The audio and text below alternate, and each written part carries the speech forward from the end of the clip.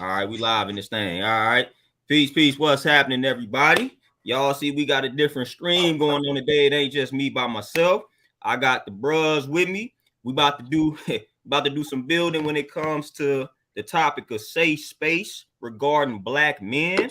But y'all already know who I am. Y'all already know who the kid is. I'm about to let the bros sit here and introduce themselves and then give you some information in regards to this movement that we trying to get started and cracking. So I'm gonna kick it out to my brother Q, let him introduce himself, and then we just gonna go from there. What's up with it, y'all? This Q.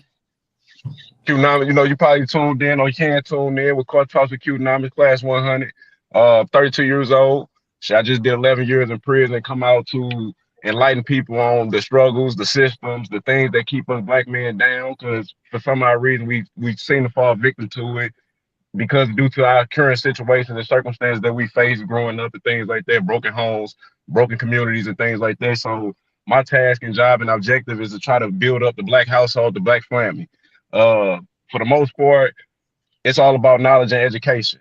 We here to do some things to create a safe space for individuals to be able to talk amongst each other as grown men without any judgment, without any fear of rejection, just being able to communicate, be open and honest, and uplift each other. Because at the end of the day, no story is the same, but we all have one and we all need to let it be heard. So with this type of stuff, this is what's needed. And at the end of the day, we got to lift each other up. We got to hold each other accountable. We got to be there for one another. That's what I got to start things off with. I'm gonna kick it to my man Zoe. All right, what's going on? It's Big Zoe, Lorenzo Davis Jr. I'm a published author. I'm a activist, and I'm a community leader. I've been out in the community, all over Missouri for at least the last 6-7 years.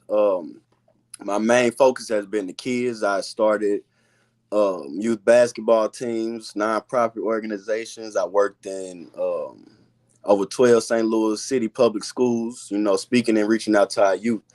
But, I link back up with my guys and, it's time for us to get to the adults because, we the reason why the kids do the things that they do. They looking up to us and following the things that we do. And a lot of us not setting the right example. So, having this safe space is going to really, really open the door for kids to be able to express themselves. I feel like, as a kid growing up, I didn't have a safe space, so I ran to the streets. And that was my safe space. So, we got to change the narrative. I'm going to shoot it over to Jay. How y'all doing? My name is Jermaine Turner. Just want to say that I'm a black father of now spiritually 12-year-old boy, but professional athlete for the River City Gamblers and the American Basketball Association. Planning on starting a nonprofit organization, stopping the violence, not just for black men, in America, but just in the black community, and for the black youth because losing more children each and every day for no apparent reason. And we really have to give back to children because the children are the ones that's looking up to us for, guidance, leadership, and everything. And I believe it's for us as black men to, know that we are still children, but just in an adult way. And, for me, 2.5 years ago, I lost my son to gun violence. His name was Kayon Green. Great kid, beautiful kid. Favorite basketball player is Stephen Curry. So you can't tell me nothing about him. So it's gonna be a problem with him. So you got to deal with his angel side. So you ain't got to deal with me. You got to deal with him. But man, it's always about the children. We're losing our children, our little boys and little girls, gun violence, and we shouldn't lose them. We shouldn't have to bury our children. Not at all. Black men should bury their children. That's the most. It's a scary thing. And for me to witness that, man, it was frightening for a moment, man. I'm telling you. But for me as a black man, I never had any bad moments with him. Because that was just me all over again. A spitting image of me. But I had, if it wasn't for his mother, he wouldn't be here. He carried the weight. There's flowers for that because boys of her. Neither, it takes two to tango. You know what I'm saying? So, and that's just nature. So you have to be able to, no matter what conflicts or whatever y'all had going on between each other, you still have to be there for your child, no matter what. My son was a genius, dude. I'm telling you. I can tell you. I tell everybody he beat me in chess, and that was it. That's just, give me the board game. So what do I have to complain about? Cross me over. What can I get to complain? Hey, straight up. So my father's time. You know what I'm saying? And do I plan on having kids one day? Yeah. But for me, teaching kids, loving kids. Hey, as a black man, we just want to show like the whole world that we can love one another and be a safe space for one another without being judged. That's what it's all about. Class 100. Hey, there we go. Hey, we got 26 people in this chat. We got a lot of people that's commenting right now. So I don't know if Zoe, you want to give a little insight on the whole Class 100 movement. I mean, they hear us saying it. They may not know the science behind it. So if you want to just break that down for them so they can understand what's about to hit them. Yeah, most definitely. So Class 100 it's a class. You know what I mean? We teachers of life. We go through life. We gain experiences. We gain knowledge, and it's our job to give it back. With Class 100, we are more with connecting with everybody. You know what I mean? We want everybody to shine, everybody to be able to give back, so we can all build a village together. You know what I'm saying? Where we pass the knowledge collectively. Like I said, our main focus is the kids, but we can't get to the kids unless we get to the adults, because no matter if we bring in kids in the groups, like I've been doing this for over 6 years, talking to kids, you can talk to them all day, but they still have to go back home to this family that's teaching them something different.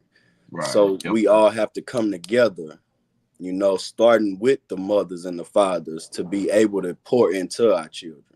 Mm-hmm. So that's pretty much the overview of Class 100. Okay, bet that we already got our first super chat there from Brother Terenzo. He say our safe space is very psychological. Yeah, we do need an actual physical safe space as well, 100%. He say I found safety within after leaving the military.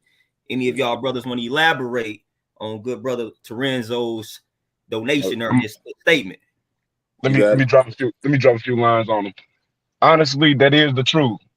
Like, by far, that's the truth. Like, and the reason why I can relate to that, not military stance, but the reason why I relate to that, just like Zoe was saying, like, the streets was the safe space. Like, at the end of the day, I know what comes with it. It's only two things that come with it, and it's not uncertain. Only thing uncertain about it is when it comes. And so, due to those things, my safe space was violence, women, and drugs. Like, that's just what it was. That was my mental health and everything, and I suffer from that severely. And so when I actually ended up going to prison, my safe space was education, gym, and knowledgeable individuals. And so due to that, it enlightened me on different levels to understand that, hey, this ain't it. This can't be it. Because I was around individuals that's never going home. Like never. I'm talking about the majority. They're never going home. And the one thing I seen in a lot of them was that they had peace. And I recognized that, and I was just looking like, how is it that you ain't gonna never go home, never be able to hug your kid, all this type of stuff, but you found peace? Man, I don't know what the hell you got, but I want that. Right. So you know what I mean? So honestly, I'm stressed out. I got 13 punk ass years. These motherfuckers got 5 life sentences. So I'm so stressed out. They looking at it like, man, you short timing. So I had to understand what that really meant. And when I did understand what it meant, I finally accepted it. And that's what brought my peace, was accepting everything that I've done, the people I've hurt, all these type of different scenarios and situations. I finally had to accept it because I was the cause of it. I couldn't blame my childhood. I couldn't blame nobody else. At the end of the day, I had to be a man and man up and accept responsibilities. And so when that started to take place, I started to mature. So you hear a lot of people say, I'm a grown ass man, I'm this, that, and third. I'm a growing, maturing man every day. At the end of the day, that's what it's about, because I'm never going to feel like I'm completely grown, where I'm completely done learning, completely maturing. Like that's not it. And so when I became humble, because now I'm looking for information, I'm looking for education, I'm looking for better ways to be the best man that I could be, and along with that, share information so other people can build as well. And so that became my safe space. But along with that, you got people that don't want to listen. You got people that don't hear things. And at the end of the day, it's like you could talk all day, but they're not gonna listen. So I have to be the example. So what I learned about being the example is being the standard. The standard means rule. So the rule is this. You got to live up to it. I'm not just talking about it. You got to be about it. And so, like I say, getting out of prison, my safe space became working. Because as a grown man, you're supposed to have a job or supposed to be able to take care of yourself financial wise and stuff like that. And I found out that again, I made the wrong decision because that's not a safe space. A safe space is amongst individuals that are going through a struggle because everybody's going through some struggle, but not afraid to share it and show it. And so now I've came into a great a great group of individuals under the class 100, and this is my safe space, and this is what it's about. Because at the end of the day, 4 Black men are educating each other. Like we all know different things, we all know some similarities, but at the end of the day, we're all building off of each other's failures and downfalls and successes as well. And so to be able to give your brother a hug, to be able to cry, to be able to open up, to be able to just be vulnerable, that's the safe space. And I'm gonna close out with this because us as Black men, like we've failed horribly. And it sucks because I get criticized, so to speak, because of what the other 1,000 Black men did, and I'm not going for that no more.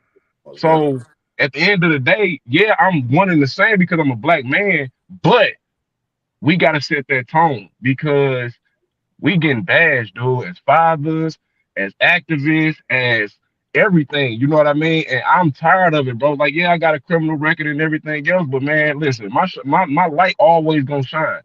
But it's more than just me. It's not just about me. And with all of that being said, it's more that we got to do today, and it's a lot, man. It's stressful as fuck, but this all the failures came before us, so we just the ones that gotta brighten this torch up and pass it on to the next generation, and that's what the safe space is all about building up that space to create a new outlook on Black men. That's what I got. Okay. That answer was definitely peace. Now we got another good question here, man. Let me go ahead and put it up on the screen before I forget. All right, we got Lindell. He say, how do we educate our youth for being discriminated against for being in public places like Starbucks, malls, and other public places just because you are Black and had a police called on you? So how do we educate the youth, I guess, to deal with those type of situations where we being discriminated against simply because of how we look? I know we didn't all been there, done that. I got plenty of stories of that. Man, that's not cool. Let me jump in on it. Yes, sir. So my what I would say is that's a great question. And the thing is, we as parents have to teach our kids first how to deal with the world. It's a lot of parents, we get caught up working and, just trying to provide that we don't teach our kids the things that they need to really survive in the world. We so caught up in just, the daily things, just surviving, and we have to learn how to live and not survive. But surviving in our society as Black men and being discriminated is hard because speaking for myself right now, I just went through a divorce and I had my kids for a whole year, but the mother of my kids, after I divorced, 6-7 months later, went to file for the kids and got everything that she wanted, all the custody things that she wanted, and that's discrimination against me. You know what I'm saying? I took care of everything, no government assistance, no nothing, and she gets all of that. And now she got a kid, now she got custody of the kids. But I say we have to show our kids how to first respect the police because, yeah, police, they look bad to us, but at the same time, a lot of them don't even understand us and we don't understand them. So it's automatic, aggression towards the police because this is what we're seeing. But it's a lot of police. I just went to an event the other day called Clippers and Cops, where cops come into the community and talk, to the community about just building a relationship with the community. So, my bad, my words getting tied up because I feel it, like you know what I mean, like hey, let it out, bro. A little passion though, but yeah, we need people like that in these police departments that's willing to come into the community and interact. so we can see that they are real people just like us. A lot of times you got people coming from so we in St. Louis County. You got people coming from like St. Charles and St. Peter's and Winsville to come police in our communities. They don't know nothing about what we have going on, so they automatically looking at us as targets. Like, oh yeah, he big, black, and aggressive. I gotta show my authority with him instead of coming here and building a relationship with us, and making us feel safe where we can come talk to you and let you know, like we okay. We not coming to attack you. Yeah. But teaching our kids stuff like that is kind of difficult because it's almost as if they have to be in that situation to really learn and understand how it plays out. I feel like a lot of it also is learning how to deal with our emotions, because if I don't understand how I'm feeling when the police comes up to me, I'm automatically gonna give them the aggression because I can't communicate my emotions, so it just comes off as aggression and anger. Gotcha. Any of okay, yeah. Jay, go ahead. So for me, man, I can just tell you, I'm not from the streets, but I've heard about it. You know what I'm saying? I watched it from TV shows, so I was in tune with television as a child for a little minute. But for me, man, my main safe space was always sports and math and real life. So I was always a fan of baseball, basketball, trigonometry, geometry, triangles and numbers and stuff. So as a kid, I always studied nature, no matter what, human nature, family nature, all that, just nature, period. Just to see, what it's real like, just having imagination from childhood growing up. So, but for me, basketball, not just numbers, but skill-wise, where the plays at and everything, how to become a team, not just as an individual, but when you're on that court, man, it's 5 guys, and it's 5 individuals, but as a team, you got to be, what I'm saying, together. And when you have that chemistry, that synergy, within basketball, you try to connect with that. And for me, I've known cops growing up. My stepfather was a cop, Edward Turner Jr., legendary in St. Louis. So he taught me the value of hard work, and he took me in when I was 2 years old. My father was murdered at 2 years old, so I know what it was like to have a black father in the house. So I never stopped believing in community and respecting my authority, no matter what age. But as I'm getting older, I still want to respect the authority that my age or older, even younger, that has some level of respect, not just within a black man, a black man that can show black, they're black as within their communities and ethnicities and everything. Me as a black man witnessing a lot of stuff, and knowing cops, they know me since I was a young guy. I have a lot of respect for them, so some have respect for me. So, like I said, I've been through it too. So, but it is what it is. That everybody label me as a big black man. It's like, dude, here's hell. I read books. I ain't got time to be doing all this. I don't even look at TV. I look at highlights on YouTube or whatever, but that's what I tune into. I listen to music. I listen to Michael Jackson. Hey, listen, E. Bell, no, he's seen the post. I listen to Anita Baker. Oh yeah. Hey, I'm already hip. It's a safe space for me right now, but for me, like I said, when I had to go through that hard time with dealing with my son's death and everything, it was hard, bro. Oh yeah, for sure. Scary, and it was like, I witnessed a child being born, laughing, crying, beating me in sports,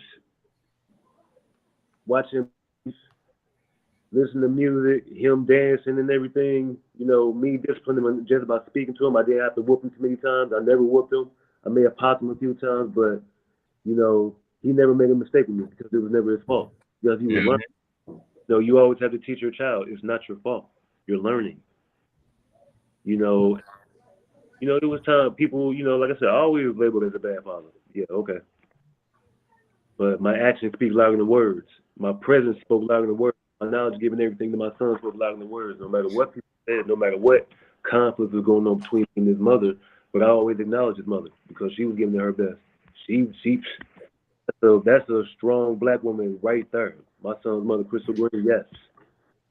Jesus. Oh, like, man. Because not many black women can go through that. Oh, yeah, not at all. It shouldn't. Gotcha. And I acknowledge her because she's taking care of another man's child. So I give her the biggest flowers to that because not many black women are strong. That's strength. That's true Mother Earth right there. Just saying. But, my mindset was always bad. Jordan and Kobe Bryant are my two favorite players ever. So they got the Jordan mentality. I got my own mentality, the J mentality. You know what I'm saying? Hey, there you go. Now, hey, let me bring this up real quick before I forget too. They bombing us with some comments. So hey, I want to try to tap in with all these comments, but we talking about safe space. We got Rafi Lake. He say, because I asked, do black men have or even need a safe space? And he says, from black women, no, unfortunately. So how do y'all feel about not having that safe space amongst the sisters? Rafi say we ain't got it from black women. You know what I mean? I feel that. No. Go ahead, drop on them, Jay. I'll go after you.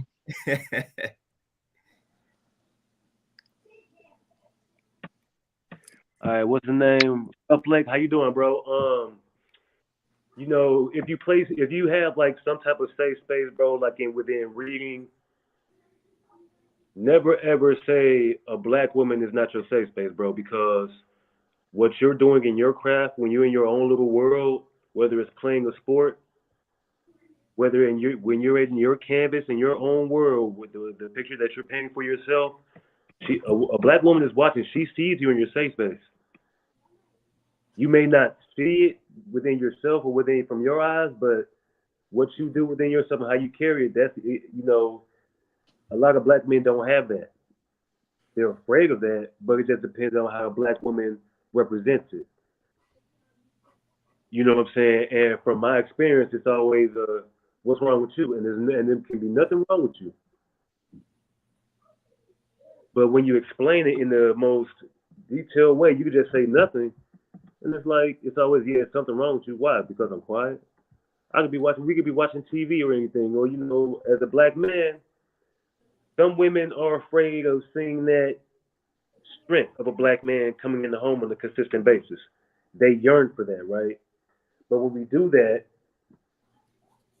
and it's crazy to say this, man, because I dealt with two black women in my life in the relationship. So, and like I said, I've seen, I've seen it. I've seen it all. I've seen it from childhood growing up. It was like, man, this is crazy. But the emotions of it, you got to be able to handle it, you got to be patient, bro. You have to be patient. We can't hit these women, bro. We can't. That's something that we can't do.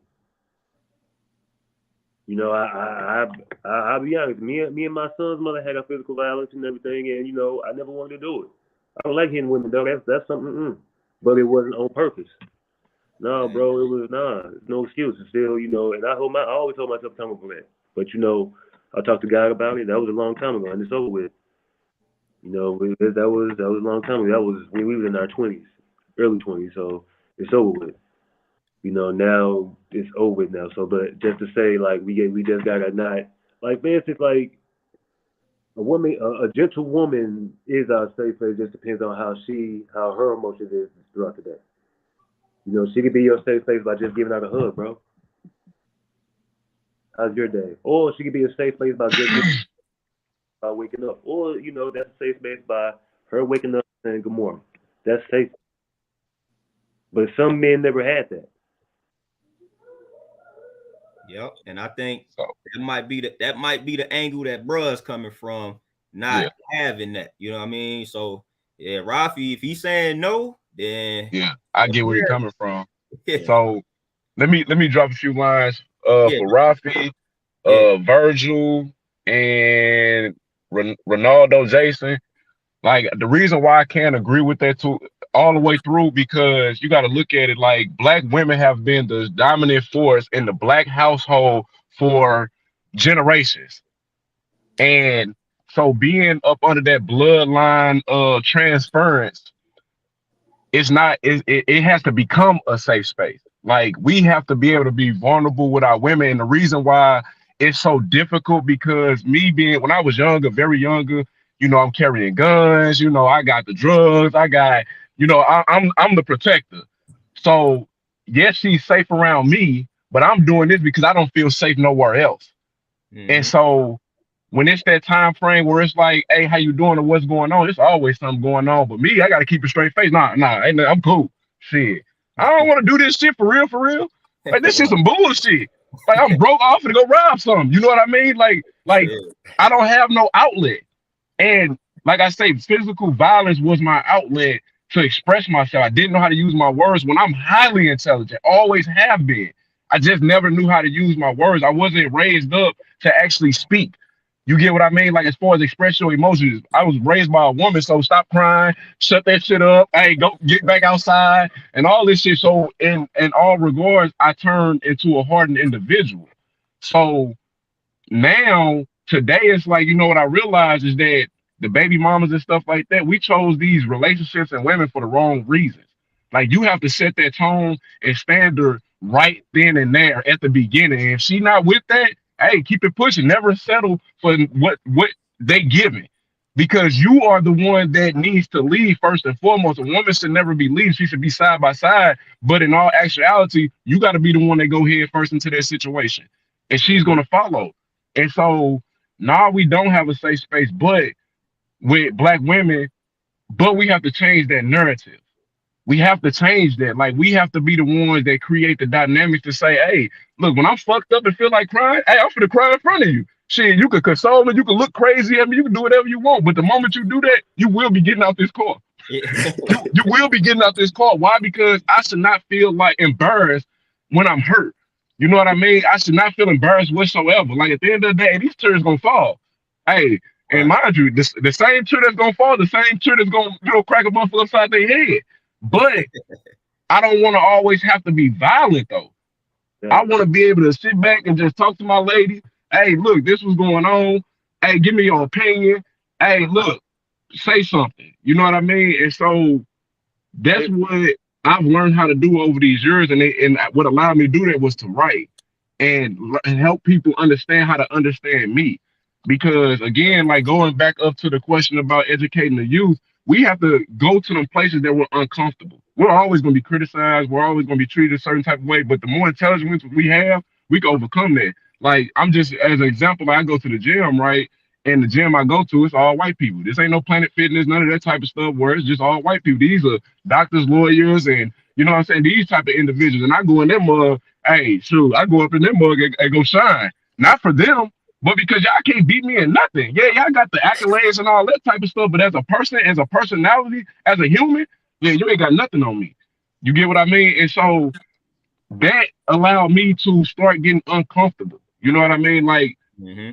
being uncomfortable creates awareness and it allows you to be on your toes. The same thing dealing with police. Yeah, you got to carry yourself a certain type of way. Why snap at them when they gonna do their job? That's their job. Like they job, they're trained to kill. Things like that. They're doing their job, what they was trained to do. Just like if you got trained in the military, you was trained to kill. Like, Right. can't nobody be mad at the military for killing people. That's their job. So yeah, we against the police and all this type of stuff, but at the end of the day, if we change the dynamics on what we're doing, stop breaking into houses, stop committing crimes and all this type of shit, we won't have to worry about it. We won't have to worry about that. Like we go into these high crime areas and get mad that they look at us for being criminals. We in a crime infested area. Let's go Yeah. out here to like in St. Louis, let's go out here to St. Charles. Let's go out here to the South County. Let's go up in their malls where they can't stop us from going in and spending our money. But guess what we going? To spend our money. We're not going to the mills and the gallery. I don't know if the mill's still out or whatever, but the galleria where we running in stores and running up out of them. Uh-huh. So those type of educated purposes is put that money in that gas tank and go out far. That's what we have to do. That's what we did to take over St. Louis in the first place. Like the cities was the north side and the west side was white infested. We moved out there and moved them out to the county. Now we coming back to the county. They going back into the city. Like Yep. they rebuilt downtown for a reason. It's a federal double penalty in downtown. You commit a crime downtown, you are getting double the time. A lot of people didn't know that. But guess what? When we go down there and start messing stuff up, y'all messing up St. Louis money. Like that's where their money come from is downtown. But we have to start doing more than just allowing these schools to educate our kids. We have to be the main source of education for our kids because the schools didn't teach us nothing and they won't. They won't. I didn't learn how to do no conflict resolution, how to resort to doing anything but putting my hands on somebody and putting a gun to somebody's face. That's all I knew. Like, Yeah. and I say that to say that it sucks and it's sad, but if I'm never taught how to communicate, if I'm never taught how to deal with problems and issues, hey, I see this on TV. This what this what Craig did. He put the gun down, whooped Debo ass, picked the gun back up. Hey, mind you, that shit not cool. We shouldn't be fighting each other over nothing. Over nothing. Like over nothing. And so in those respects, like we have to create the safe space within ourselves and let it transfer into other people. That's where it started. It starts with self. Like these women gonna treat us how we've been allowing them to treat us. And we finna go lay up with them. We ain't gonna work. We gonna let them because they gonna pay for everything because they got all the money. So what we do is, I'm gonna go live with her shit until she kick me out, and I still be a dumbass to cheat on her and dog her out. This the type of shit we do. So why should they be a safe space when they've been dealing with 1,000 nothing ass dudes before they got to you, and then they get to you? Of course they're gonna treat you like a nothing ass dude because you fit the bill. You're a black man. So being a black man, yeah, we got that burden, man, and we got to be able to lift that motherfucker and change that. So, like I say, you look at me, I got dreads, tattoos, the prison record, and everything. But one thing for sure, you're not gonna treat me no any kind of way. That's not how that's gonna work. We're gonna set this right then and there and move on and grow from there. Cause they're programmed that way. And we have to do the reprogramming within ourselves first. Because mind you, we've been getting programmed since we was in the womb. Came out the womb, we was in a program. Came into school, we was in a program. We was always in some type of program that got us away from who the fuck we really are, which is kings and queens. No one should be able to define who you are as an individual in this world. You used to be the one that set the tone and set that standard and be that person that you want to be, whatever that may be. Like growing up, yeah, we wanted to play sports and be doctors and lawyers. That's not what the fuck you really want to do. It's not. You know what I mean? Like, it's not what you really want to do. That's just what you was told you can only be. Oh man, you in shape, man. You can go play football. I don't want to play no goddamn football. You know what I'm saying? Like, but I'm gonna go play because all the black people are playing football. You look at the National Basketball League, the NFL, where they all black people. So mind you. So to wrap things up with educational purposes, you got to have them hard ass conversations at a young age. And I say this to say because rich people, wealthy people, you know what they doing? Teaching their kids about finances at 5 years old. So that thing that they got going on is always going on. And what we give it to our kids, teach them how to cook dope, teach them how to shoot a gun, teach them how to mac women down, and you know what I'm saying, treat them like nothing because they seeing us treat them like nothing, so they gonna follow in our footsteps. So we gotta stop that and start over and rebuild up the black man's lifestyle. Bottom line. That's all I got. You know, that's a fact for real though. That's a fact. That's a fact. And I'm gonna just keep it rolling because we got people tapping in, giving them the donation. So I want to shout them out before I forget. We got Ronaldo. He say we need a black man safe space that's not a black woman bash space. And I could rock with that. You know, we ain't got to bash the black women in order to build ourselves up. So I could rock with that 100%. Hey Zoe, you got something to add to that, or are you? Yeah, most definitely. But like for real, like you said, it's just us tapping into ourselves and reprogramming ourselves. That's what we doing right here. This is a black man safe space. You know what I mean? We able to talk about problems, but we don't have to bash them. Like from what I learned, most men are really taught to hide their authentic feelings. Yep. You know what I'm saying? I can't express to nobody how I feel because I don't understand how I feel. And I'm 32 years old, and I can tell you this is my first year. Well, over the last year, I just learned how to really feel and deal with my emotions. growing up, I didn't know what my emotions was. I mean, yeah, I know happy, angry, sad. That's about it. Yeah. But now as a man, I'm really growing and learning to understand how I feel. Like what's depression? You know what I'm saying? What's anxiety? Like I'm understanding that more, and I'm understanding how to communicate that more. So being a black man, I understand that my relationships growing up, I tore my relationships down because I didn't know how to express myself to my woman. You know, and growing and having kids, I can see like, oh man, I see the same things I was doing in my kids. So it's really teaching me like, oh man, no, you can't say those things. You know what I'm saying? You got to take a second and breathe before you respond to your kid or before you respond to your woman, because women are emotional, men are emotional, but most men don't know that they're emotional. Yep. That's what's dangerous. Yeah, for real. And that emotion turn into aggression real quick because I don't know what I'm feeling.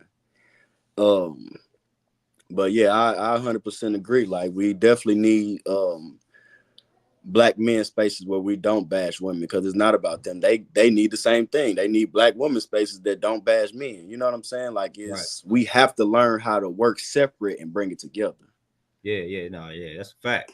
1,000%, man. And I could vouch for that stuff coming out as aggression, because that's been my biggest problem. You know, we done chopped it up about that, man. That temper, that anger, man. I've been taught early not to be expressing myself, you know, crying and all of that, man. I'm pretty sure we can all relate to that, man. We ain't supposed to be sitting there crying, you know. So that led to me holding a lot of shit in back in the day, and it just would come out in the rage, man. So you would get to fighting, and you get to going off on your elders, man. I done got into it with coaches, man, slinging chairs, all this type of stuff, but I couldn't interpret.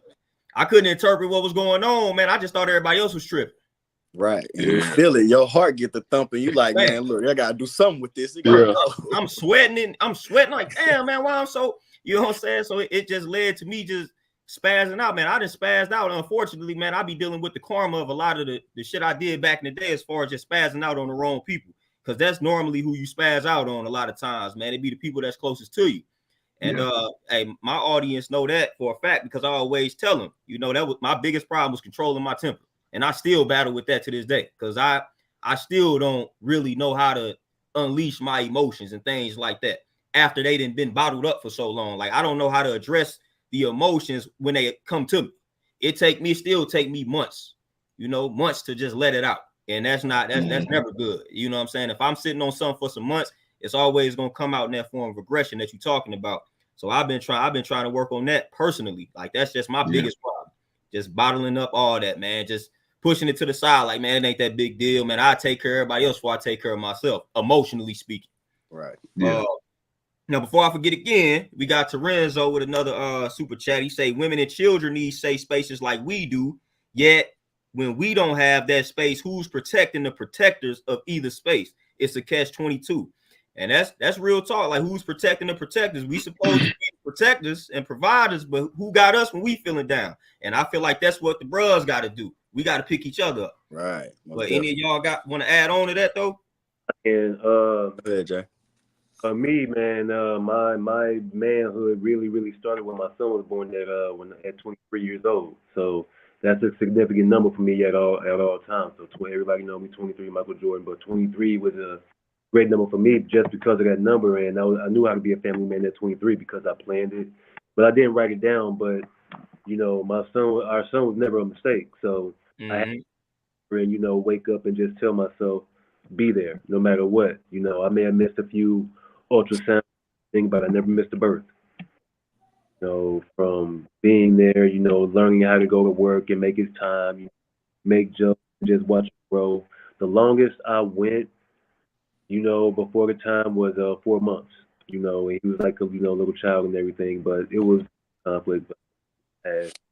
But I was still there no matter what. You know, calling, still showing my presence, because presence mean more than just any gift in the world. You know, if you're not there, you know, especially for your woman because she had to carry a child, or like, you know, you're there. You know, it's gonna be okay. You know, let out the emotions and things like that. And me teaching myself that, you know, just showing them like it's gonna be okay. You know, we right here with you. I'm right here with you. You got a man here. You know, he's gonna be good. The child is gonna be good. You know, and you know, you just feel the confidence at a young age just because you were showing yourself how to do that, so you won't fit that statistic. But then emotions come, and TV comes in and reality kicks in and stuff like. You just focus on reality and stay aware of your own emotional actions. And the way I focus on my emotions is just basketball and just really taking time of meditating as a kid and doing it now before like every pregame. I meditate, listen to wind, listen to water, and just tap in within real life nature to where I stay focused. But then, when I used to dunk on everybody or hit a jump shot, I don't got to yell or scream. I just, I study, human psychology, just physics and everything like that. So if anybody was trying to get in my head, I just give them a simple stare, just like, okay. Excuse me. Then I react to those emotions. Let me jump in. Yeah. And so you say women and children need safe space like we do, yet we don't have that space. Who's protecting the protectors? And the thing about it is like, when a woman asks you a certain question and everything, whether it's excuse me, whether it's a serious question or not, you just have to, understand and understand. It's hard, you know what I'm saying? Because they ask so many questions and it's like it's an easy answer. But then they ask another question. Excuse me. But man, it's another easy answer. It's just another, then situations come. It's just like they hate problem solvers. Some women hate problem solvers, easy problem solvers. I'm just saying. And for me, I just know how to answer questions quickly, and it's just like, oh, you this, and it's not like we don't try to say it's like rocket science or anything. It's just nature, man's nature and female nature. You just have to understand it without bashing it. You have to really tap in and just ask questions. What makes them tick?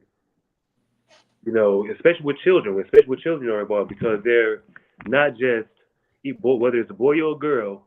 The child can look just like the mother, but it's still you as a male. It's going to have male emotions. It's going to have like male tendency, but it's still a girl. Boy is different. Like I tell my son, you can cry. It's okay. Don't ever. It's okay to cry. Hey, I don't care if you cry. It's okay. I'm always gonna tell you it's okay to show your emotions. But you're a young man. It's okay to cry. It's okay to show your emotions. Hey, what? I wouldn't say you'll be all right, but if he broke his leg, something's there. If a child had a problem with it, I'm there. But my son had already had it down pat because I just watched him. I remember a child tried him one time. He said, stop pushing me. I'm walking. I said, stop pushing me, nigga. I said, oh shit. I said, I didn't teach him that. I promise you, oh my God, I didn't teach him that. And he just came out and I just said, and he looked at me and he said, sorry, sir. I was just like, and you know what I'm saying? He just, he acknowledged it. And I was just like, I don't have to do nothing because he knows the respect. I didn't drill it in his head. I always tell him, don't ever let nobody tell you you can't do anything. I can, I will. Like I told you, his favorite player is Stephen Curry.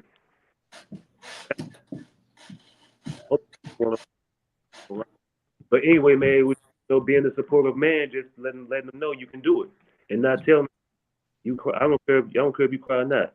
Your father will always be here to support your emotions, whether if I have a daughter or another child or another son. Your emotions, you don't gotta show tough love like you really don't. Kids, man, is better than speaking death into them. Beating death. Why you think kids can't survive now? Because we're a lot of black men or black women are beating their kids to death, verbally, psychologically, and everything like that. That's not cool. Not in the black community. Oh, you're just like your mother. You're just like your father. No, hell no. Because you're beating yourself up by trying to compare or bash. That's not cool. You know what I'm saying? really don't see that because they really don't consciously see. You know, everybody says they think they know everything. No, everybody is a child of something. You know, everybody thinks they're grown until they realize what they've done. A lot of people don't want to say sorry to their children nowadays, especially black men and black women. Mm. Like, wake up, like, I remember I used to see myself my dream in 2021 before his birthday, all white suit and everything. I tell y'all vividly, it was a dream. Had an all white suit on, and there, you know, and he just, Dad, I'm okay. Go ahead. I'm about to go and play. Had everything. He had his basketball, and he was just when he went with Black Panther. I said, oh, he about to kill somebody 1-on-1. So just, he turned around and just said, like every a lot in that dream that said they were there for. I got me to my dad, and I was, and that's when I woke up. I mean, I cried for a second, but I just said before his July 14th, 2021 came to me and just said that. I said, I'm good. And that was good. When he came, it was like reality hit, but then that's when I read the action. So a lot of people wanting to be on that rah-rah. A lot of people said, you know, in that situation for me as a black man, in that situation, especially me being married and being there for a woman and her daughter, you know, being a stepfather, it was rough, but also holding that emotion, not emotion. I was still being myself in the court, you know, but still trying to talk about my son and everything when, as you know, her child was getting older, but me not being able to see my son go to school and take him to school and show him to school and things like that, it bothered me, but I couldn't embrace that because it was always, you can't just talk about your son no more. Like he's dead, you know, you gotta, don't, no, nobody does. Because if you didn't take the time to know him or know me, you know, and I expressed it like some way, you know, but when I cried, I mean, you know, I cried. When I was, like I said, for me in that situation, you know, I just try to handle my emotions without having to hit anything. Because I play sports, I watch TV, I know how to be quiet, I know how to just do, I know how to cook, clean, do all this stuff in the world. So without having the problems, people just say that I am. People just hate that I know how to be a historical figure without having to slang dope or anything like that. Dude, Oh yeah, for sure. Hey Zoe, you was about to comment. You was about to say something. Oh yeah. I feel like it just take for people like us to do what we're doing. You know what I'm saying? Be right back. Hold that thought. Oh, Oh What you yeah, say? yeah, go ahead. Go ahead. yeah. All No, I right. think It's he. like it just take for people like us to step up, man, and make and create that safe space for us. You know what I'm saying? Like Q was saying earlier, we gotta learn how to tap into us. We gotta learn how to write how we feeling Mm-hmm. down. You know what I'm saying? Because sometimes Yeah, I'm the feeling it. world attack us, hmm, and we bring that home to our women and our children. And instead of us releasing that before we come home, or if you don't feel like you have a safe space at home, you have to find it within yourself first by writing it down. Even if you write it down and burn it or throw it away, or you know what I'm saying, let it melt in the water, whatever it is you need to do to feel safe within yourself, to express yourself, you have to start there first. Um, like I did a little studying on the safe space, and to be honest, what the first thing I saw was safe space started with the LGBT community. It didn't even start with nobody else. Yeah, yeah, yeah, yeah. Having the safe space started with them, so it's really just transferring and allowing everybody else to open up and say, hey, we need one too, Yeah, yeah, yeah. which we've been needing it. Mm-hmm. And a lot of times for our children, yes, they need a safe space. They need to be able to come home and say, hey mom, hey dad, I had this and that going on at school and I didn't know what to do, and you know the teacher was looking at me crazy, the students looking at me crazy, but you as a parent, you accepting what that child is saying and either, you know, giving them some direction or some kind of comfort. everybody didn't have that growing up. A lot of people is, oh, stay out of grown folks' business, or what you know about, you talking like that. How you can't tell a kid how to talk because they learning this stuff, and if they're expressing it to you, you have to make them feel safe and comfortable expressing that to you, or they're gonna go express it to somebody else where you don't want them to be. Mm-hmm. Yeah.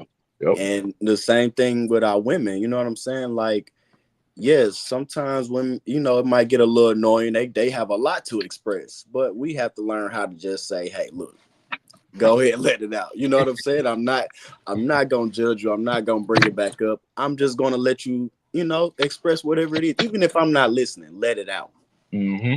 Because just you letting it out is a sense of relief.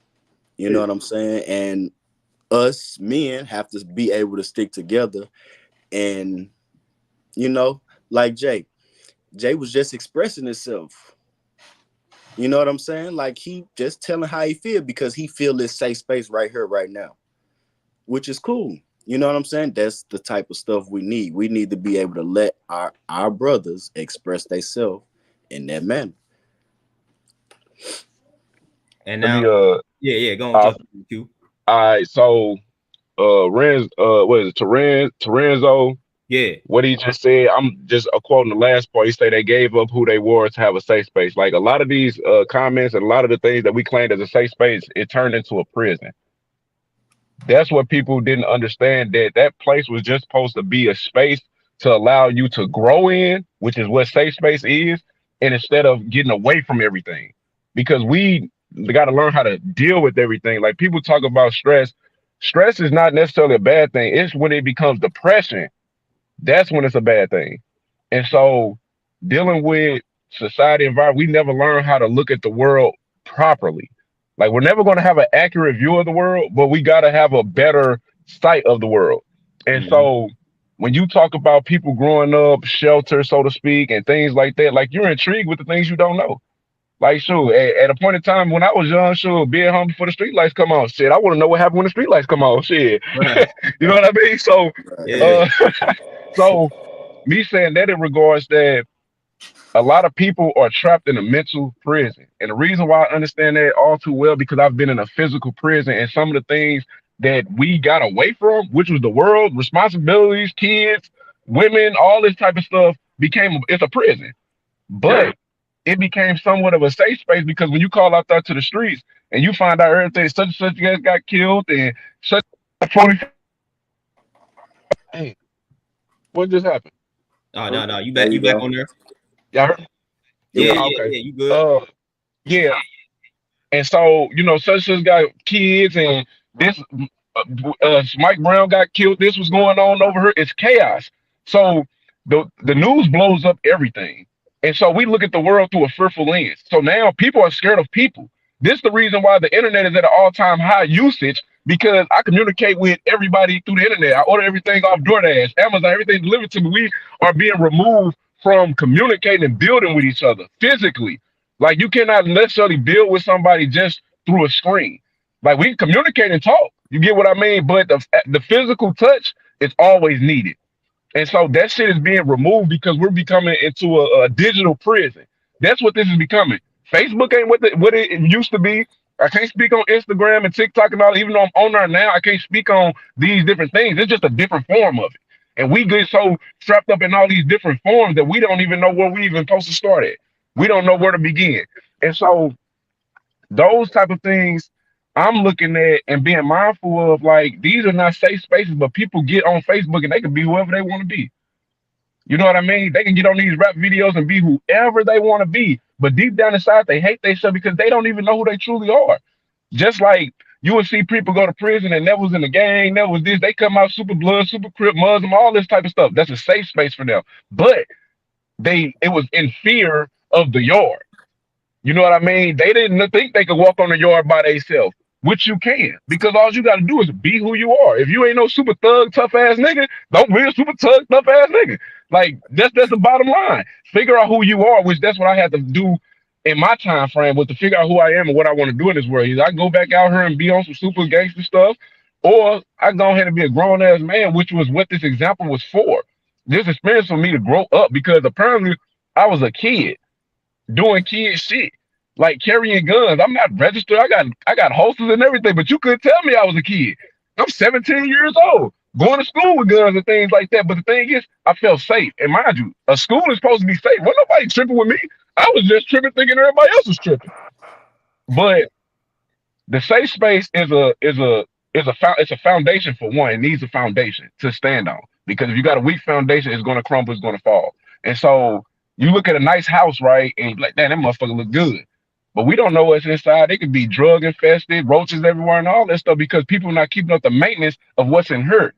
They're not keeping up the integrity of what's in her. A lot of people don't even know what integrity even means. No. And so when we get to understanding these logical words that we were supposed to learn at such a young age that we didn't learn, it expands the mindset when you start to know these words, because at the end of the day, life is nothing but a word. Life. How you define it is yours. You can't let others define that for you. So again, this safe space it's on a foundation and it's built up. But mind you, don't allow these walls to be built up as a prison. Because like I'm gonna use this as an example, talking to a female or a bunch of females at any point in time, they speak on, oh damn, they so cold with it. And it's like, why you so cold? Why you so hard? And I had to build these walls. I've been hurt so many times and all this. I say, shit, if you built them walls up, how did you get out? Because you ain't say you built the door. You just said you built the walls. So you're trapped. So mind you, it became a mental prison. So we got to find out, we got to break these walls down and restart and figure out how to properly struct a safe space for us, kids, and women. Because again, we don't have that. Don't mean we can't have that. It's just like a person that's broke. He could eventually be rich if he put his mind to it. Like all that stuff, the wealthiness and all that stuff, it's just not finances. It's all other things, mentally, emotionally, and physically. We have to start there with the things we can control, because it's going to come a point in time that we're controlling things that we never had ideas of controlling. And so understanding that, it's all about understanding and being open about this shit, the problems, the bullshit, the negativity. Like we got to be able to expose that to a degree with a light on top of. When shit happens, we just act like ain't nothing happened. And we talk about it and we bash it. Just like he was talking about not bashing black women. We're not supposed to. These are our counterparts. You get what I mean? Black women are bashing black men, so fuck, we gonna bash them too. No, we cannot keep on belittling ourselves and going to the lower self and amounting to what everybody else is doing, because we're not the same. No one can find anything that resembles a black man. You cannot find it. The things you find, if you was to look, is gold. You know what I mean? Like the things that we get power from, the things that we get healing from. Like you cannot replicate this. And they tried. Oh, they tried, but they can't though. And so we don't know how potent and important we are. And that's what they're trying to do, is keep us ignorant to not knowing how potent and powerful we are. Because when we find that out, yeah, you see what happened to Malcolm X, Martin Luther King, Huey P. Newton, and we can go on and on. The Black Panthers, we can go on and on and on. But at the end of the day, we have to change the trajectory of why we're doing it. You get what I mean? Like if we going at it, doing these things to outbeat white people, shit, of course we're gonna lose. They got the military, the government, and everything else. Nah, I just want us to be built up and as strong, because it starts hurt. And if we don't have this, we don't have nothing. The drugs, guess where that came from? They knew what they was doing. They knew what they was doing. The prisons weren't built for no other people but black men. And they just started, let me build a little prison right here for the women. Man, there's 22 prisons in Missouri. A lot of people don't know that. That's a lot of prisons. 22. They wanted to build more, but they say when Jay Nixon was governor, he was like, yeah, if I build another prison, I might as well put a whole fence around Missouri. We got more prisons than California. We just don't have as many people, but we got more prisons than California. And I'm gonna tell y'all where it all came from, right? Y'all remember the Terra Nova test back when we was in elementary school? Yes, sir. You know what them tests was for? To figure out the statistic rate on what direction we was going. Yep. If you priced, you didn't even get a grade back. You just took a test and you don't even know what the fuck it was about. Right. So mind you, right, this happened maybe in about 99, 2000, right? In 2002, they built 5 level 5 prisons. Level 5 means 10 years or more. 9 times 10, you finna get an amount of time. At that point in time, the crime rate went up exponentially. It went up. And I'm talking about violent crime rate. And that's how you end up at a level 5 prison, is a violent crime. And so I say all that in regards to saying that, yeah, they knew. We we are very intelligent, but we are as smart as they gave us. They gave us these so-called smarts. Why? Because moms and dads sent us to school, and when we got off, it was nothing about education. You get what I mean? The parents allowed us to be indoctrinated into these systems that they didn't even understand was even existing. And so now we get older, we losing a lot of people to drugs, violence, and prison. All that stuff was categorized at a young age. They already knew we was going to prison. They already knew, oh, this is where our money at. Missouri make all this money off of prison. That's where the tax dollars is going to. And mind you, guess who runs the prison? The government. So all they doing is found another avenue to tax the people, to fund the prisons, and take the money back out the prison and fund the government. Like, that's what happened. And that's what's going on still to this day. And because we don't do the right thing, as in prisoner reform, they talk about reforming prison. How can you reform something that was built way before our time? Just like the Declaration of Independence. They ain't go and redo that. Right. No, but we're gonna change these laws. But at the end of the day, the foundation of it will never change. We just got so many different costumes and makeups over this, which is the laws, that we all resort back to this. That's why when he was speaking on modern day slavery, yeah, it goes all the way back then. These were slave owners that made the Declaration of Independence. So when you look at that type of insight on things, it makes you think like, damn, it's scary, bro, when you start to find out certain things. And I'm speaking on the opinion. I'm not speaking on facts. I am speaking on the opinion, but I'm here to expose you to my opinion, so you probably could do your own research and do a little thing. And the only reason why I know a little bit firsthand, because I just did 11 years. Just did 11 years. Like, and it wasn't no cakewalk. It wasn't easy or nothing. And couldn't understand how the fuck did I end up here? Because we don't end up in prison because of what we do. We end up in prison because of the mindset. The mindset be conditioned to do the things that we do. Like, that's the space they put us in. And mind you, prison became a safe space for the streets. A lot of niggas was running from people on the street, so they get locked up. Homeless people, and in the wintertime, they go get locked up so they can have some food and they can have shelter. They literally go commit petty crimes to go get locked up, and they know all the best prisons to get locked up at. I mean, the jails to get locked up at. But mind you, I say all that because that's the space that we allow people to put our kids in and people to put us in, and generation on up and on up. And that's just what's going on. So now when they talk about break the cycle, it ain't about you stopping your child from going to prison. It's breaking this, because it's a transference of bloodline. Your kids will suffer from the same things you suffer from if you don't change what is everything you are and put off onto them everything that's better.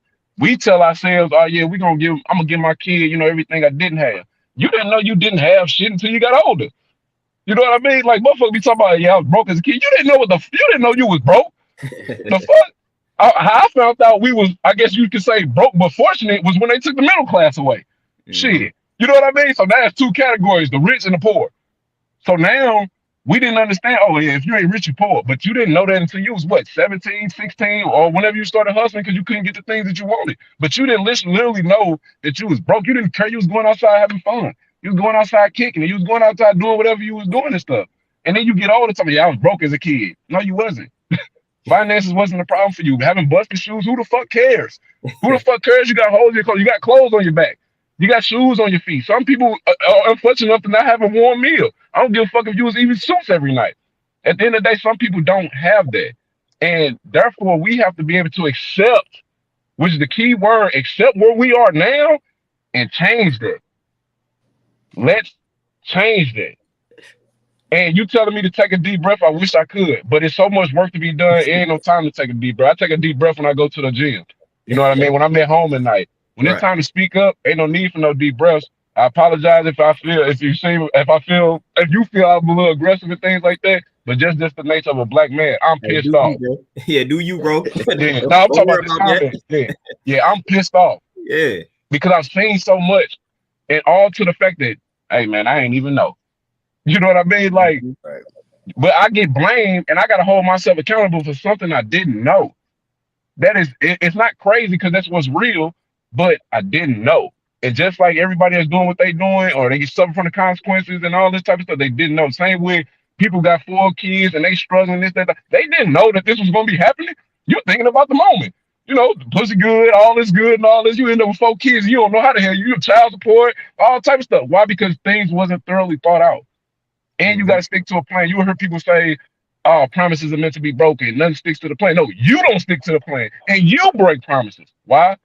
Because you lack integrity, which is doing things unseen, which is practice before you put on the stage. This is when you take the time out to build yourself up for you and not for anybody else. Just like right now, yeah, we building ourselves up amongst each other, but we're gonna put it on display. Why? Because people need to see that real and raw and where it all came from. Like you see rich people and they're doing their thing, and that's what's up. And then you hear about their story. Nigga, you could be lying. You get what I mean? You could be lying, but I'm supposed to follow you because you rich and you wealthy and you fakely telling me how to get there. But I never get there. Why? Because it's a system put in place for them to sell you bullshit and you to listen to it and think that you can make it. That's why these dudes out here killing like crazy, thinking they will never get caught. Why? Because Lil Durk is rapping about it. Why? Because everybody rapping about killing people and all us getting locked up. They telling on the low, not even on the low, on the high. But guess what we do? We fall right into this dumbass shit and go out here and do some dumbass shit. And now we locked up talking about, damn, how the fuck? Damn, man, I'm looking at 30 years. I'm listening to motherfucking Lil Durk and shit. Fuck. Yeah, that shit is put in place for them specific reasons to keep us in the system. It's just another form of a mental prison, man. That's the reality of it. Oh yeah, for sure. Hey, let that out your system, man. That's part of what the safe space is, man. Let that anger out. And so now before I forget, I got this on the screen from TZ. Say some women will ask questions not to get your advice so you can lead them, but so they can go against the grain and make shit hard for you. Stay away from women like that. And that's 1,000% right and exact. So people be having their ulterior motives, man. So we got to have better discernment. You know, I ain't just about to be sharing anything with anybody simply because I want to, you know, because you do have a lot of those mischievous women out here that they not looking for you to be your safe space simply because they care about you. They looking to be your safe space so they could get some information out of you to use it against you. Yeah. We ain't got time for that. You know, me and Zoden talked about it, man. We that puts us in some vulnerable positions, man. When we got some of these chicks, you can share some secrets with them and they use them against you. Right. And we a ticking time bomb naturally. You know what I mean? Like, hey, let's keep it real, bro. We ticking time bombs, man. We got to go through a lot of shit. Like, we at the bottom. Yeah. We at the bottom when it comes to emotions and things like that. Black men, I'm talking about. We at the bottom. Like, everybody else gonna get their emotions and things of that nature catered to before us. We gonna be the last. Yep. So every time. Hey, we walking around heated. That's why it could be some simple stuff, and now we spazzing. Because Mud's coming at us. Mud's coming to tend to our emotions and things like that last. You know, so that's why I feel like this is important too, because man, we got to be that for each other, because the world ain't gonna the world has been programmed, as you was talking about, to put us last. So we got to put ourselves first.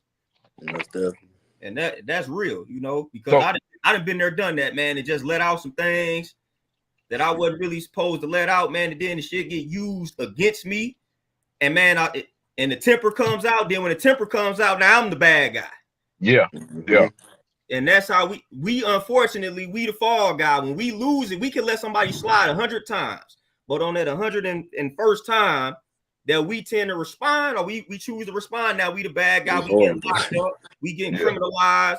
All type of shit. I'm like, damn, I let her slide 100 times. This is one time I said, nah, I ain't finna let it slide. Now we don't control our emotions, and we we soft, we lame. Like, come on, man. Like, people don't be knowing the whole story when we choose to respond. That's why when I see, not that I'm advocating, people get this misconstrued. I'm not advocating domestic violence, but I say a lot of times, man, when it gets to that case, man, we don't know what was happening leading up to that, man. We don't know how many times, brother, and then let some shit slide, and then he finally just got fed up, and then he chose to react and respond that way. So I don't judge them type of dudes immediately when it be a situation like that. Yeah, the shit's still soft and lame, but at the end of the day, man, if you've been dealing with some shit for 10 years, and you did nothing in 10 years, and then on that 10th year, you finally choose to respond, it's like, man, I ain't finna necessarily put you in the grave. Yeah. I'm gonna tell you to remove yourself from that situation, remove yourself from that chick, but I'm not about to just automatically label dude as this, that, and the third because he done finally chose to react and respond a certain type way. Man, we know these women slick, man. They slick with the words, fam. They slick, bro. You tell a black chick some stuff, bro. She gonna use it against you in a way that's gonna cut. Yeah. It like they gonna cut. That's why I tell a lot of brothers too when the shit get like that, man. You just gotta leave. Gotta walk and leave the premises, man. Yeah. Because so look. Oh, go ahead. Oh yeah, go ahead. All right, so probably maybe 3 years ago, right? I learned something about how the black family originally got broken. People think it got broken from slavery, which that is a great part of it. But when we was on them ships, they didn't take us straight here. We went to a place where they broke us. If you ever seen how a horse get broken, like how they turn into, yeah. And so what they did was, in order to break the black family, you have to break the black man. Mm-hmm. So what they did was they raped, they hung, they ripped our body parts. All that I'm talking about, it was a part where they had put a rope on a tree, on your hand, on your leg, on this leg, on your right leg. So you stretched out. Eventually, these trees end up ripping these body parts apart. So mind you, again, we are the protectors, right? So if your wife, your kids, your village, seeing the king, seeing the warriors getting stripped like this, I'm talking about getting raped, humiliated. I'm talking about all this type of stuff. When you see that, and the fact that you've seen this great man as a great warrior, fighter, he's this, he's that. And then you look at him and seeing him allowing this to happen, which it was never allowed. It just happened because of due to guns, due to more people, we lost. Like if you think about it, back then we didn't use guns, we used knives and fists, sticks and stuff, and we torture shit with this stuff. Mm-hmm. And then you go up against these white people that got guns. So when you going up against these individuals, and all you hear is a sound, and you see a body drop. Hold on, what the hell is this? What the fuck? It's a lot of fear that goes on. But the thing about it was we got sold into slavery from black people. Yeah. It wasn't the white people came over here and did anything. They wasn't allowed to do that type of shit. It wasn't permitted. Some things happened with a black man getting captured, and I'm just speaking on a story that I've read. It could be facts, it can't be, but a black man got captured, and what he did was he sold out the next individuals for his freedom, which is, we call it telling. That's how it all started. It started off the fact that this man was somewhere where he wasn't supposed to be, and he was going to kill him. And instead of him, I give y'all 10 more. Hey, trade me for 10 more. So I say all that to say is that that's how they started breaking the black flame. Mind you, we're spiritual beings, right? You know, with the rain dances, with the spirituality and all this type of stuff, right? What they used to do was the Negro spirituals, they not American form, they just became American form, which is English. What they used to do that for, is to communicate with the kids. So the kids could continue to know the language, so they could continue to know the story, so they could know what's going on. Because I'm gonna tell you like this: you put you in a room full of people, your mama call your name, you're gonna hear your mama name. I mean, you're gonna hear that voice. You're gonna hear that voice. Where did you charge that? Where my mama at? What the fuck? And so all these things happen. It's a bunch of stuff that happened, but we end up going to, I believe, the Caribbeans. That's where they took us to first, and that's where we got. That's where the black spirit got first broken. And so I'm to wrap all this around. So mind you, through bloodline transference, this is why the black woman looks at the black man the way she do, like we ain't shit. Why? Because in so many words, we allowed this to happen. It wasn't our fault, but we allowed this tragedy to happen, right? And so what we got to do now is to get our spirit back. We got to get that fight back. And I ain't talking about, hey, we leave it on the court, we leave it on the field. No, we need to take that with us. Because if we don't have that, we don't have nothing. Like, our souls are ours. Like, this is ours. God gave us this. Like, here, it's yours. And we have to get strong. We have to allow our souls to get strong, and not off religious context, not off Christianity, no, we need to get our souls strongly connected. This is how we change the dynamics of everything.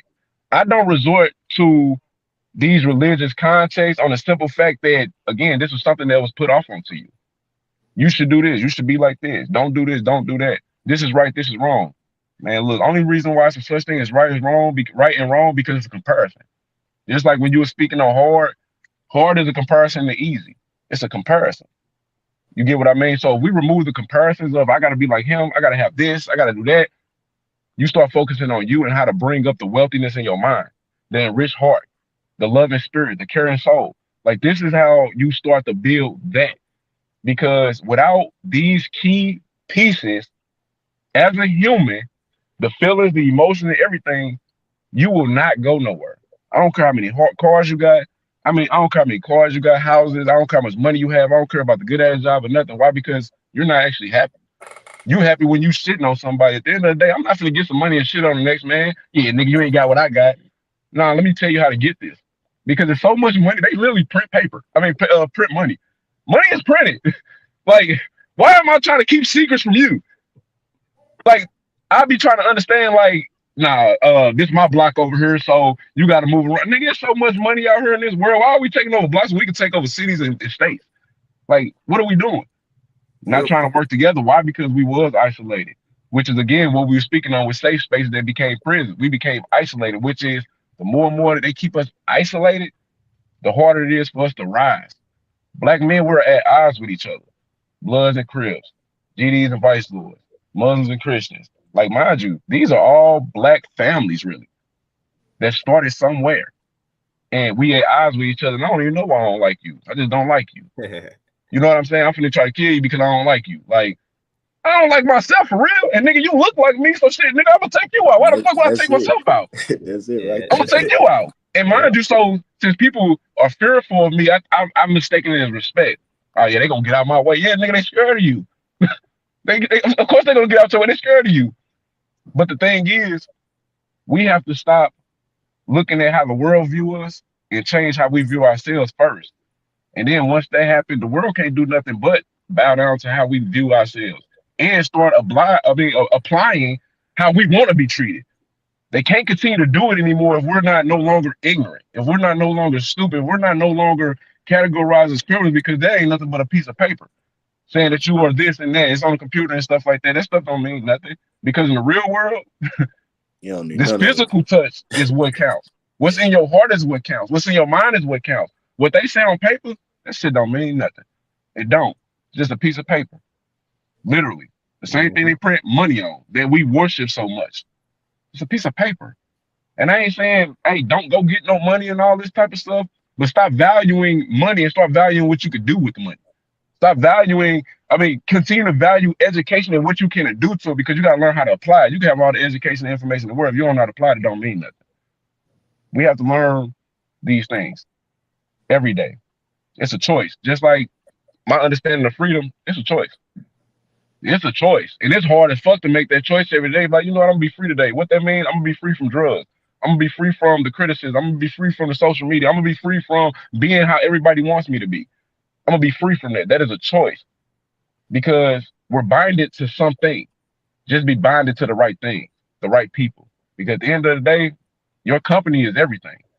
Mind you, I don't want this space to be a prison to where it's like, oh, we got to do this. Now let's do this because this is where the heart is at. This is where the passion is at. This is where the growth and development starts. That's what it's about. Growth and development, changing everything around us, which is the foundation of this safe space. Because once we get that foundation set in stone, we still want to have doors to come in and out. Not no one way in, one way out. I want to have windows on this motherfucker so we can let the sun in. Because the sun got to come in. This is where our power comes from. And that's what I was speaking on earlier. We get power from places that can't nobody else get power from. The sun powers us. Ain't that something? Like, people don't understand how powerful that is. White people beef with the sun. How do you beef with the natural source of energy? The natural source of light? How do you? You go outside, you get sunburned, you get rashes and all, your reddish hair. You straight beefing. That mother whooped your ass, didn't it? You can't run from the sun. You can't. Like, how the hell is it 90 degrees outside? You got to have an umbrella. Ducking the sun. You ducking right from the sun. But it's pork. Yeah. And the main thing is, we got to let that sun in. That's why we are lights. Like, we are the transference of a light. When I say a diamond, multifaceted, because that light have to come in and have to go in multi-directions. Black women, black kids, people in general, opportunities. Like, our light have to go everywhere we go, and we cannot leave that behind. But we choose to. I ain't going to be who I am today because I'm trying to go get this job. Well, that means you just need to be a better person, because I'm taking everything with me. I'm taking my story, I'm taking my peoples, all that shit. I'm taking everything. I'm not leaving nothing behind. Why? Because my story, my past, all the hurt, the pain, the prison, all that, that's what made me who I am. And I'm thankful for it. Not saying I love going to prison. No, that's not what that's about. That's just something that made me the man I am today. And I'm proud of that experience because if I wouldn't have had that, I'd still be ignorant. I'd still be under the illusion of this is what life is. I'd be under that facade. And we're going to talk about being real. We're going to be open. We're going to be honest. That's the foundation of the safe space. Like, without fear of judgment, criticism, just being who you are and being open and willing, open-minded and willing. That means you're willing to grow. You're willing to accept information. I think he just hung up, pushing his ear thing. Hold on. Heard me? Yeah, okay. Yeah. And what I was saying was, that's what the foundation is based on, being open, honest, and willing. It have to start there first because, again, when we talk to these women and stuff like that, other individuals and stuff, yeah, they come with their problems, but they don't want to hear the solution. They don't want to hear what you really think. They want you to be like, oh yeah, damn, I feel that, bro. Nah, nigga, you bring that shit to me, I'm finna kick you all in your ass. Yeah, you might have been right, but nigga, you got a problem, so you couldn't have been right. So we have to be willing to receive that constructive criticism and stop bashing each other. Because I don't got it all figured out. I was a weak man at a point in time, and I'm just getting stronger every day. And so to end what I'm saying in totality is that open, honest, and willing. Those three key indicators of that you're trying to grow. Other than that, you don't grow with shutting out information. You don't grow. You don't get there without communicating and connecting with individuals that's gonna not tell you what you want to hear. It may, hey, trust me, it hurt that time. Like, man, shut the fuck up and listen. That's all I can say. That's all I can say. Motherfucker not gonna tell you wrong. And if they do tell you wrong, trust me, you know right from wrong, so you can receive it and not do it. But you can receive it as well. Let me see if this works. It's trying new things. Get out that prison that we labeled as a safe space and get into an actual safe space. Hey, there we go. And all right, it's like about 2:30. So I'm gonna go ahead and just kind of wrap it up. I don't want to hold people too long. I know it's Sunday, you know. I don't want to intervene with folks Sunday like that. So the way we gonna end it, everybody already know where to find me. They know who I am. So hey, if y'all want to just conclude, let people know where to find you on social media and what's coming ahead for you, just go ahead and give them a little summary there of where to find you and what y'all got cooking up and what we got cooking up.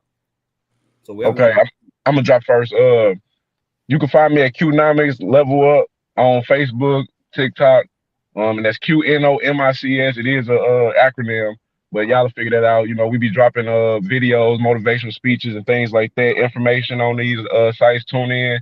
The things I'm cooking up is I am a part of Class 100, and I am starting a clothing brand called Freedom 13.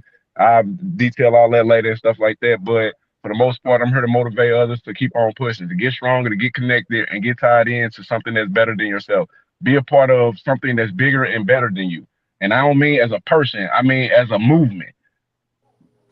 We got to stop the violence and we got to be better. Yes, sir. Go ahead, Jay. And you can follow me on my Instagram. It is JTD23STL. That's my and my second is Silent But Cerebral #1. On the same one, JTD23STL.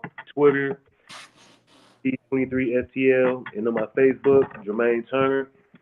You know, what I'm getting ready to start is a clothing brand, Long Live K-On clothing brand, you know, just to continuously keep my son's name alive, you know, every time, you know, just to represent him, you know, each and every single day I wake up, you know, I wake up. You know, 12, hey, he's going to be born 13 every single day I wake up, every single day. Hey, you know, time keeps going for me. So, as a whole, what we building now is Class 100. On Facebook is Class 100 the brand. On Instagram, I believe it's Class 100. as well. On Facebook, Lorenzo Davis Jr. I'm an activist. I'm really out in the community, really out here making stuff happen. You know what I'm saying? For our people, for the betterment of our people. And Instagram, Class 100 Zone. All right. My bad. Before I go, we are also enlightening people on health and fitness. If you need a pick me up, which means a uplifting conversation, anything like that, man, it's there. It's here for y'all. It's here for us as well, but it's definitely here for us to just grow into the individuals that we're supposed to be. Tune in to the series, Court Talks with Qnomics. We gonna make this work, y'all. We gonna build this thing up right, and we gonna make sure it's here for the longevity purposes of different generations to come. That's what this is about, the different generations to come. Absolutely. Hey, there we go. Yeah, I could rock with it for sure. So y'all heard the bros, man. Make sure y'all go follow them on all the platforms and stay tuned to what we got cooking up for the Class 100, man. Eventually, we're going to transfer from my platform. We're going to create a channel for the Class 100 by itself. And I'm going to just transfer everybody to that particular platform. But, man, y'all see what we building. Y'all seeing it from the ground up. So what y'all see now is not going to be the finished product. So, hey, stick with us, man. It's only going to get better. We can only evolve and grow from this particular point. So with that being said, man, hey, I appreciate everybody tapping in. Appreciate all the donations, all the love, man. This was a good build. If y'all don't have any last words, then we can go ahead and sign out. You know what? We got to go drop a last word, man. Hey, tune in. Tune in, man. It's gonna get real intense, man. It's gonna get real uplifting and real to the nitty gritty, man. Because, man, we got to plant them seeds in fertile soil, and this shit we can't let go. This shit we can't stop. We got to keep on going. Like, this is the things that our ancestors passed on to us to keep on going. This is the dream that Martin Luther King was speaking about. This is what Malcolm X was fighting for. And I'm just speaking on these certain individuals, because this is who I kind of, looked into type stuff, but this is the stuff that they was talking about.